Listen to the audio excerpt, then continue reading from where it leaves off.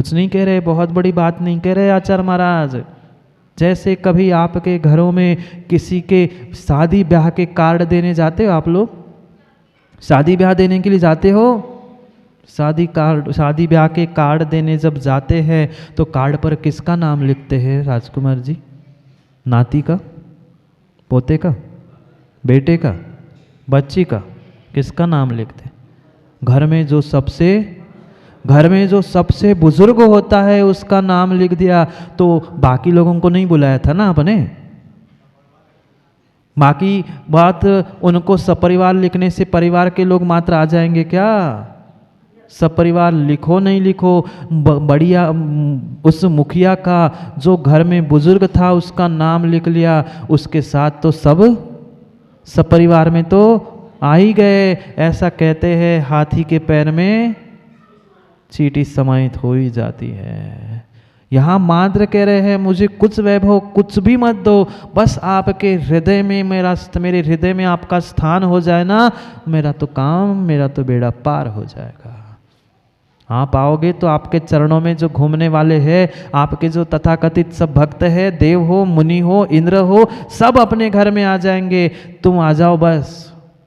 और दादाजी आएंगे, मोदी जी आएंगे तो आगे पीछे तो मोदी जी आ जाएंगे तो आगे पीछे तो 50 गाड़ियाँ और उनके लेकर सब लोग पहुंच ही जाएंगे। बस आप अकेले भी आ जाओ तो काम बन जाएगा, वो तो पीछे भीड़ आ ही जाएगी।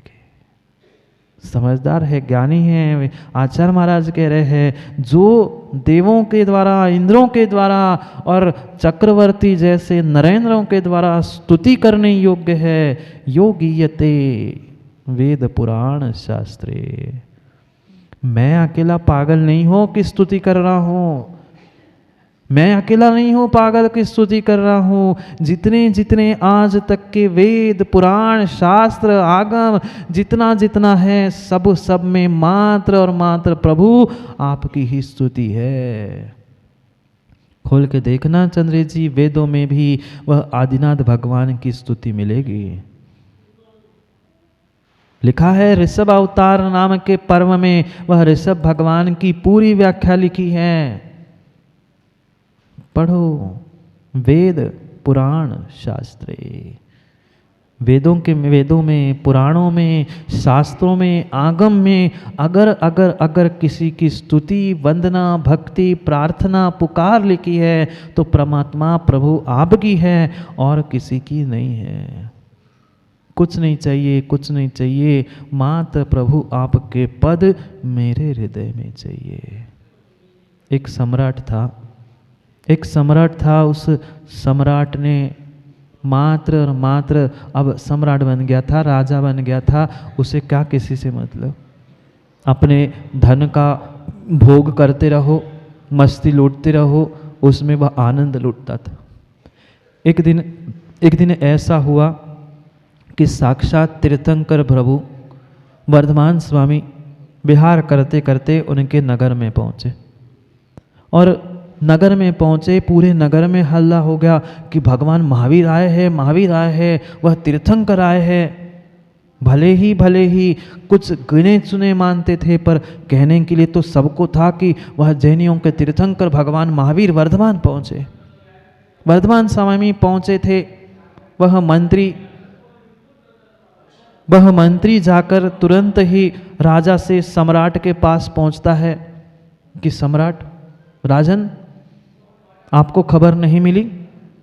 महावीर स्वामी विहार करते हुए हमारे नगर की ओर आ रहे हैं, अपन चलते हैं, दर्शन करके आते हैं। सम्राट था, उसकी आंखें बंद थी। उसने कहा, कौन होता है महावीर? होगा कोई? मैं क्या करूं? अगर उसको आना है तो नगर में आए, मैं भी सम्राट हूं, मैं भी महाराज हूं। वो अगर महाराज है, वो अगर नंगा है, फकीर है तो क्या हुआ? मैं तो सम्राट हूं, मैं बहुत बड़ा हूं, मैं नहीं जा रहा हूं बुलाने के लिए, उसको आना है तो आ जाए। इतना ही राजा ने कहा, मंत्री के आंखों से टप टप पानी गिरने लग गया। मंत्री के आंखों से पानी जैसे गिरने लगा, राजा हक्का बक्का रह गया। भाई, मैंने ऐसा क्या बोला तुम्हें? मैंने तुम्हें तो कुछ भी नहीं कहा, तू क्यों रो रहा है? कहते, राजन, पहले तो आप मेरा मंत्री पद से इस्तीफा ले लो। वो कहता है क्यों भाई, क्या हुआ, कुछ तो बोल। वो कहते हैं नहीं राजन, मैं बाद में सब बात कह दूंगा, आप तो मेरे पहले इस्तीफा ले लो। वो सोचने लगा राजा कि ये तो जो राज कारभार है देखने वाला इकलौता ये मंत्री तो है जो आज तक इस राज्य को संभाला है, उन्नति की ओर ले गया है, ये इकलौता मंत्री है। बाकी तो सब ऐसे ही है, क्योंकि राजा तो राजा था, अपने भोग विलास में वासनाओं में लगा था, रचा पचा था। पूरी देश की, राष्ट्र की, उसके नगर की अगर कोई सुरक्षा और सब कुछ नागरिकों को सुरक्षित रखने का काम वह मंत्री करता था। जैसे ही उसने सुना वो राजा भी हक्का बक्का, नहीं नहीं भाई ऐसा कैसे, मैं नहीं स्वीकार करूंगा इस्तीफा। वो कहता है नहीं राजन, आपको इस्तीफा स्वीकार करना होगा। वो कहता है भाई बताओ तो गलती क्या हुई, बात क्या हुई, कुछ तो बताओ। वह मंत्री कहता है पहले आप इस्तीफा स्वीकार करो, फिर मैं बात कहूँगा, क्योंकि जब तक इस्तीफा नहीं लोगे तब तक मैं आपका नौकर हूँ, और नौकर हूँ इस हैसियत से मैं आपकी ना बुराई कर सकता हूँ, ना आपकी मैं कमियाँ बता सकता हूँ, आप इस्तीफा ले लो। राजा कहता है नहीं मैं इस्तीफा नहीं ले रहा हूँ, पर तुम्हें अभय दान दिया, मैं तुम्हें क्षमा कर दिया, तू जो कहेगा मैं स्वीकार करता हूँ। कहता है मुझे आपका मंत्री पद नहीं चाहिए। राजा कहता है कैसी बात करता है तू, इतना बड़ा पद, पूरा राज्य तू देखता है, इतना बड़ा पद तू छोड़ना चाहता है? फिर सोच ले, दूसरा कोई बन जाए, उसे देना नहीं था पर कह रहा था, धमका रहा था, दूसरा कोई ले ले तो तू क्या करेगा? वो कहता है राजन मुझे ऐसे पद की आवश्यकता नहीं है जिस पद में तीर्थंकर के पद चरणों में जाने की भावना नहीं है। ऐसे पद में मुझे कोई भी विश्वास, कोई भी इंटरेस्ट नहीं है। वो कहता है मतलब यही मतलब है, अगर राजा तीर्थंकर गुरु और प्रभु के चरणों में उनके पद तक नहीं पहुंच रहा है तो मैं भी नहीं पहुंच रहा हूं, क्योंकि राजा का मैं नौकर, जैसा राजा करेगा वैसा मंत्री को करना पड़ेगा, और मुझे आपके मंत्री पद से वह प्रभु के पद श्रेष्ठ है, इसलिए मैं आपका पद छोड़कर उनके पद चरणों में चलने के लिए जा रहा हूँ। यह रहा आपका इस्तीफा, और मंत्री पद छोड़कर प्रभु के पद पर पहुँच गया। यहाँ भी कह रहे हैं प्रभु मुझे कोई बाहर का पद नहीं चाहिए, आपके 2 पद बस मेरे हृदय में आ जाए, बस आप एक बार मेरे हृदय में आ जाओ, मेरा सब काम हो जाएगा। अपने आप अपने आप अपने आप मैं इस नदी से, संसार से पार हो जाऊंगा। मैंने बस आपको पुकारा है, खेवटिया को पुकारा है, बाकी तो आप जानो, अब मैं तो अपना कल्याण कर ही लूँगा, क्योंकि अपने आप को इस खोटे पंचम काल में माँ इसके अलावा और कोई साधन नहीं है जो मेरे इस जीवन को ऊर्जावान बनाए, और कोई साधन नहीं है जो मेरे जीवन को चार्ज कर ले। एक में ये साधन है जो मुझे जीवन को चार्ज करता है। समय तो हो गया है बॉबी भैया डिस्चार्ज होने का।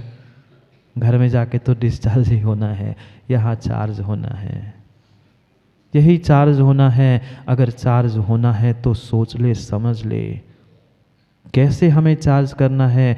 समय तो हो गया, पर एक छोटी सी बात पूछ लूँ बॉबी भैया, पीबी है आपके पास?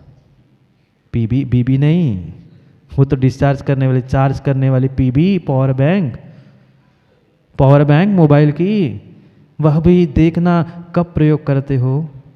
जब मोबाइल की अंतिम सांसें चलती है तो तुरंत उस पावर बैंक को लगाते हो। क्यों? भले ही अंतिम सांसें चल रही है और आधा 1-2-4 घंटे तो वो पावर बैंक से काम चल ही जाता है। उस पावर बैंक से तुम चार्ज लेते वह तुम्हारी मोबाइल को भी चार्ज कर लेते हो, वह मोबाइल भी चार्ज हो जाता है। कौन काम में आया था? संकट आने पर जैसे वो पावर बैंक काम में आई थी।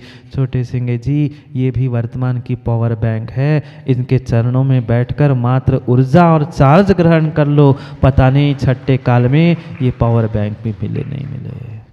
ये भी कहाँ चार्ज होते हैं चंद्र जी? ये भी परमात्मा के चरणों में जाकर चार्ज होते हैं। पावर बैंक को घर में पहले चार्ज करते हैं, फिर समय पर जहाँ ले सकते हो उसे ले जाते हैं। ये भी परमात्मा के चरणों में पहले चार्ज होते हैं। उनकी स्तुति, उनकी प्रार्थना, पुरुषार्थ और सब कुछ करके ये चार्ज हुए हैं। तो कम से कम इनके चरणों को ही अपने आप पास लगा दो, अपने हृदय में रख लो, तुम्हारा जीवन भी चार्ज हो जाएगा। जाओ डिस्चार्ज होने के लिए। घर में तो कषायों से चार्ज होते हैं, यहाँ जिनवाणी से और पुण्य से चार्ज होना है। समझना है समय को, मनाना है। अगर वास्तव में गणतंत्र, तो भीतर के गण और तंत्र दोनों को समझना होगा। गण साधु, संघ, मुनीन्द्र, इंद्र, गणेंद्र, ये गण है और ये आगम तंत्र है। इस गणतंत्र को भी अपने मात्र वतन के लिए नहीं, मात्र वेतन के लिए नहीं, चंद्र जी ना तन के लिए, मात्र वेतन होने के लिए, इस वतन, वेतन और वतन से दूर होकर सिद्धि के लिए वास्तव में गणतंत्र को प्राप्त करना है। चंद पंक्तियों के साथ समय को विराम लेते, क्योंकि समय तो हो ही चुका है। आप समय पे आओ नहीं आओ, ठंड कितनी भी पड़ी हो, पर समय तो अपने समय पे आगे बढ़ता रहेगा। हाँ जी, हम तो समय पे ही रहते हैं। हमने तो समय को समय पर, समय से समय के लिए समय में पहचान लिया है, पर आप ही तनक से समझ लेते तो समय को आप भी शायद प्राप्त करते। उस अद्भुत उस दिन को आज जितने जितने जीवों ने इस गणतंत्र को समझा है, उतने ही जीव इस संसार से पार हुए हैं। मात्र देश में ही नहीं, अपितु अपने जीवन में भी गणतंत्र आ जाए। वह गण यानी जो इस देव शास्त्र गुरु का समूह है, तंत्र यानी शास्त्र और देव और गुरु का समूह गण है। इस गण को, गच्छ को और इस संघ को जिनवाणी के साथ अगर मैं हृदय में धर लूँगा, तो नियम से मेरा भी कल्याण हो जाएगा। करते हैं 4 पंक्तियों के साथ चंद्र जी। अब तनक मनक आपके संग रह रहे सीख गए हैं। शकुनी बुरा नहीं था। आलोक भैया भी सीख गए। अब 4 लाइन देना। वह शकुनी बुरा नहीं था, बहुत अच्छे से सुनना। शकुनी बुरा नहीं था, बुरा उसका षड्यंत्र था। सुनाई दिया? उनकी आवाज़ें सुनाई दे रही हैं। सुन लो अच्छे से, बाद में बजा लेना तुम संगीत। वे इतने खुश हो रहे चंद्र जी कि महाराज जी 4 लाइन के साथ पहले म्यूजिक दे दूं, इसलिए वे बेचारे बजाने लग गए। शकुनी बुरा नहीं था, शकुनी बुरा नहीं था, बुरा उसका षड्यंत्र था। शकुनी बुरा नहीं था, बुरा उसका षड्यंत्र था। मंत्र ही जरूरी नहीं था, जरूरी साथ में आगम तंत्र था। मंत्र ही जरूरी नहीं था, जरूरी साथ में आगम तंत्र था। आज़ादी तो पहले ही मिल चुकी थी यारो देश को। आज़ादी तो पहले ही मिल चुकी थी देश को यारो। आज़ाद देश पर्याप्त नहीं था, आज़ाद देश पर्याप्त नहीं था। जरूरी उसका होना गणतंत्र था, जरूरी उसका होना गणतंत्र था। आज़ाद तो पहले ही हो चुका था, पर गणतंत्र नहीं था। तब तक प्रत्येक जीव तमचंद जी स्वच्छंद थे, और स्वच्छंदता को मिटाने के लिए, स्वतंत्रता का वास्तव में बोध करने के लिए ये गणतंत्र की व्यवस्था हुई थी। ऐसे ही मैं तो स्वतंत्र था, हूँ, रहूँगा, पर उस स्वतंत्रता में जो आपने स्वच्छंदता प्रारंभ की है, उस स्वच्छंदता को मिटाने के लिए वह गुरु रूपी गण चाहिए और आगम रूपी तंत्र चाहिए। तभी वास्तव में मेरे जीवन में भी गणतंत्र आ जाएगा। ऐसे गणतंत्र दिन के दिन हम भी गणतंत्रता को प्राप्त हो जाए, हम भी रिपब्लिक हो जाए। वास्तव में इसी बात को समझने के लिए, विधान को संविधान करने के लिए, पुनः समय पर समय की बात करने के लिए कल पुनः समय पे मिलते हैं, क्योंकि समय पे किया गया काम समय को दिलाता है। बोली भगवान महावीर स्वामी की से हमारी आत्मा में जो जन्म, जरा और मृत्यु रूपी रोग लगे, उन रोगों का उपशमन करने वाली कोई परम औषधि है तो वह एकमात्र यह जिनवाणी है। भव्यात्मा, मैं आज पहले आपसे प्रश्न पूछना चाहता हूँ। जितने जीव यहाँ बैठे हैं, क्या आप सभी सुखी हैं? माँ, क्या आप सभी सुखी हैं? पर क्या आप अपने आप को सुखी दिखाते नहीं हैं? हम वास्तव में सुखी तो है नहीं हैं, पर हर कोई पूछता है तो हम उससे यही कहते हैं कि हम सुखी है। और पक्का मानना, जो हमारा ये सुखी दिखाना है, यही हमें सबसे बड़ा दुख दे रहा है। अगर वास्तव में मेरे भीतर दुख होता तो उस दुख से व्यक्ति इतना दुखी नहीं होता जितना व्यक्ति दूसरों को अपने सुख को दिखाने में दुखी है। ये हर व्यक्ति जानता है कि मैं सुखी नहीं हूं। पुनः पूछता हूं, सुखी होना नहीं हूं।